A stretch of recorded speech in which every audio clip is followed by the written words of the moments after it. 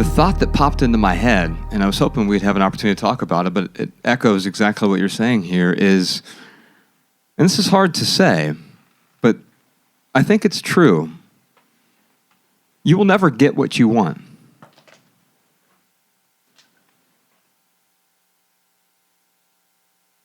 And let me expand on that a little bit, because we often think we want something, but it's not what we want, it's what someone else wants for us. Now, advertisers it's easy to make them the boogeyman, which we often do. You know, we think advertisements suck. We don't like advertisements.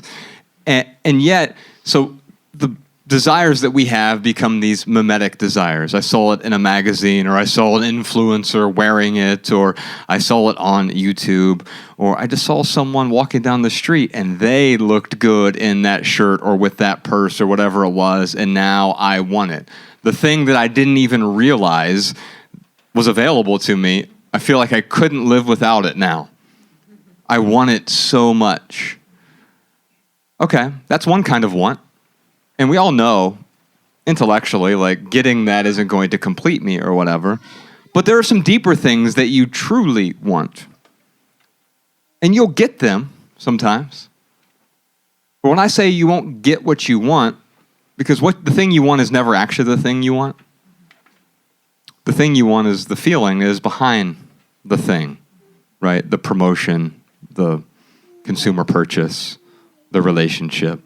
You want the feeling behind that. Even some virtuous pursuits. I really want to contribute to my community. I want to build wells in Africa. I want to build orphanages, right? Great. But the thing you want is actually behind the thing that you want. And the problem with getting what you want is we try to hold on to that thing. And if you hold on to the thing that you wanted, you got it. But as you hold on to it, you cling to it, what happens? You cease to want it. In fact, it becomes a burden. I had the weirdest dream last night. I was walking around with this giant, it wasn't like a boulder, but it was a very big rock, about the size of one of these balloons up here. It was just a heavy rock. And in the dream, Ryan was there. Was my shirt on? That was a different dream. Oh. A fantasy, one might say. You have to be asleep for a dream. We are bifurcating.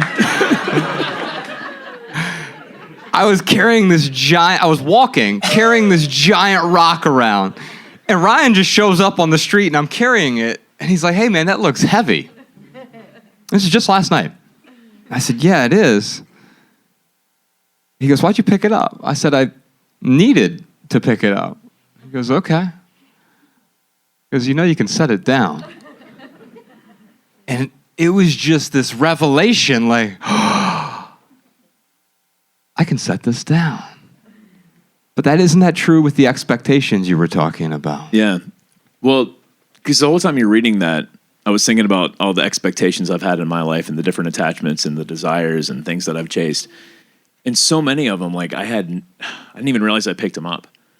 And it's easy to say and easy to understand if you want to be truly happy, which happiness is even, we could talk about that for an hour, but for the sake of the context here, like to be happy, you have to let go of all your desires, let go of all your attachments.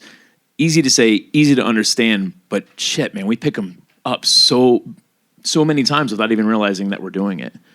And it's not until we start to feel that discontent, that whatever negative emotion it's creating, that then we have the opportunity to kind of let it go rather than try to, I think it's harder to try and not pick up any because they just happen naturally.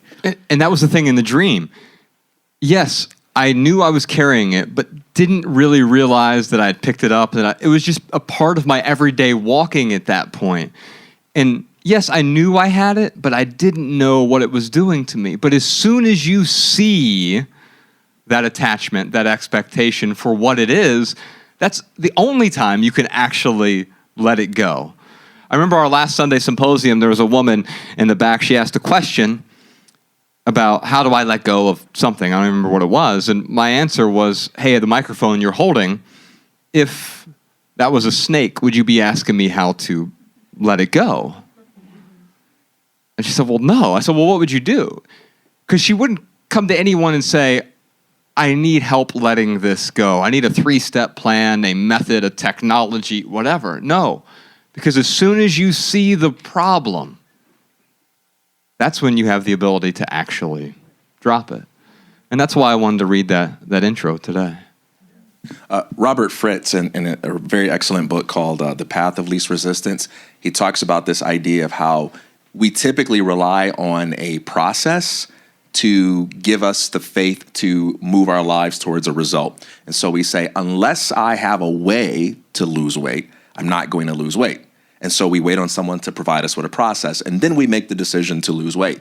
And he says, it is the decision about the what that gives rise to the how. It's not until you decide, I'm going to be healthy, I'm going to quit smoking, I'm going to increase my income, whatever it may be, that you actually get a process that can take you there. But if you seek permission from processes, what will happen is you'll always find something missing in the process, because there is no process that's created for you, right? Processes have to be created by you as a result of committing to some end result.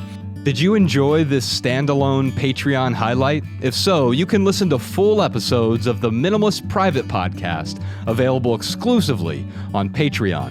Visit patreon.com/theminimalists or click the link in the description. Your support keeps our podcast and YouTube channel 100% advertisement free.